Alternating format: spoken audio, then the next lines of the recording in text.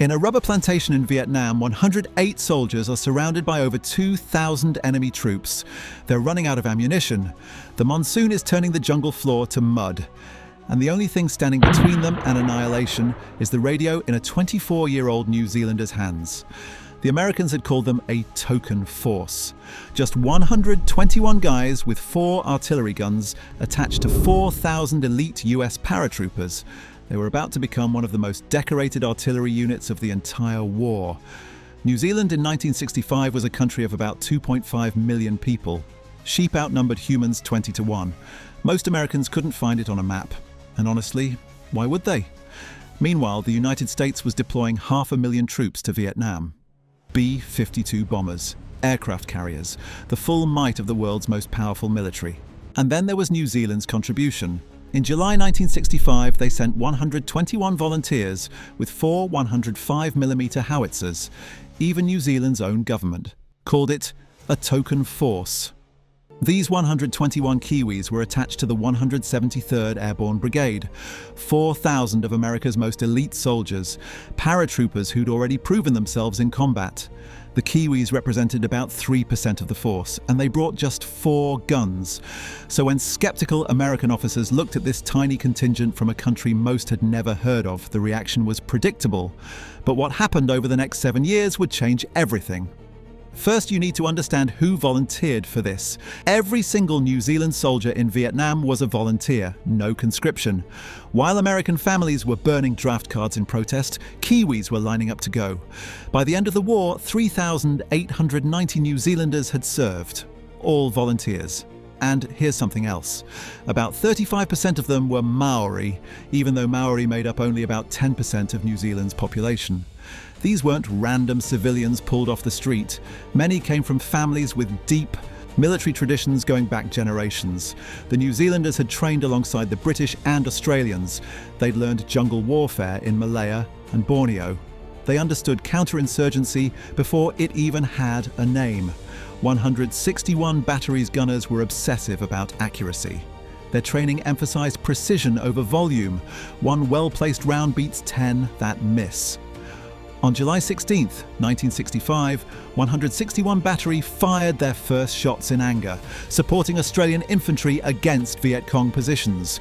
Just over 1 year later, they'd faced the test that would define their entire war. But we'll get to that in a second.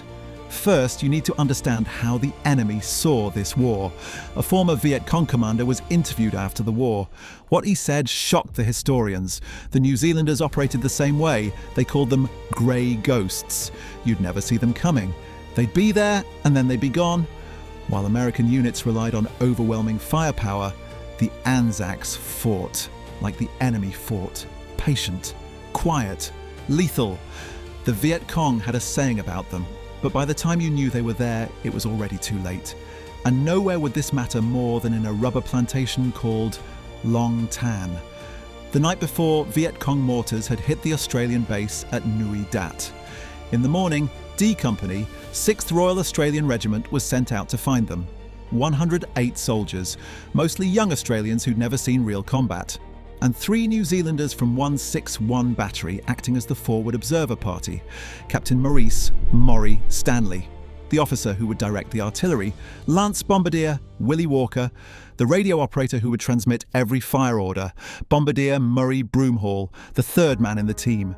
At around 4 p.m, they walked into a nightmare. D Company hadn't found the mortar crew. They'd found 2 full battalions of Viet Cong and North Vietnamese regulars. Over 2,000 enemy soldiers.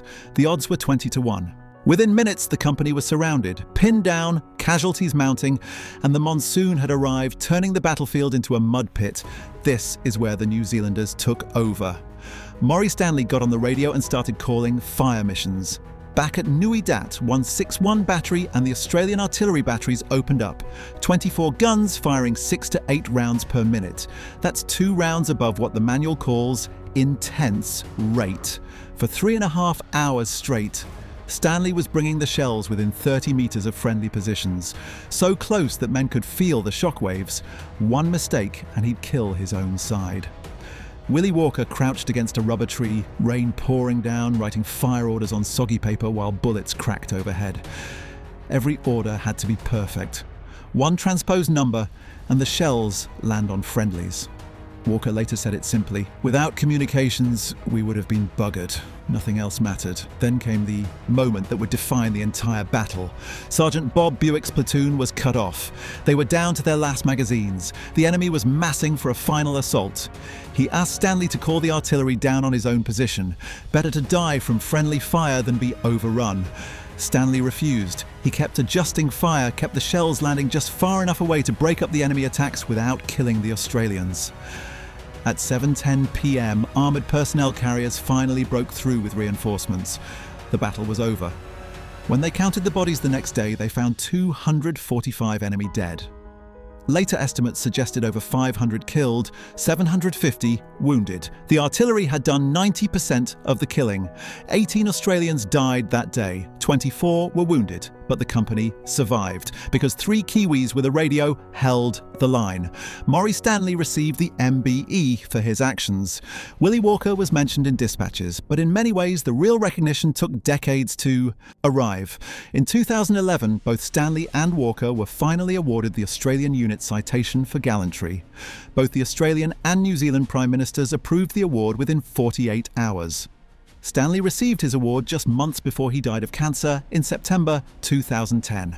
At his funeral, fellow soldiers performed a haka in his honour.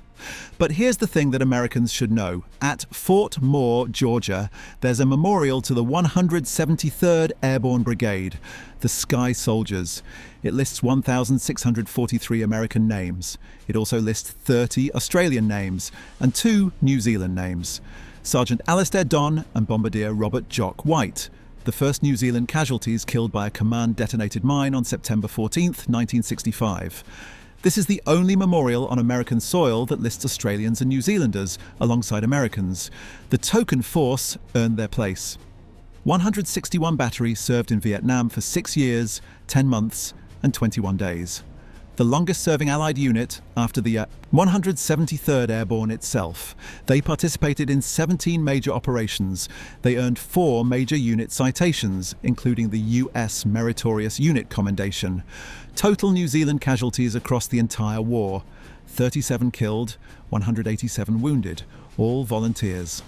When the New Zealand veterans came home, they weren't celebrated. They were told to get out of their uniforms quickly, not to tell anyone where they'd been.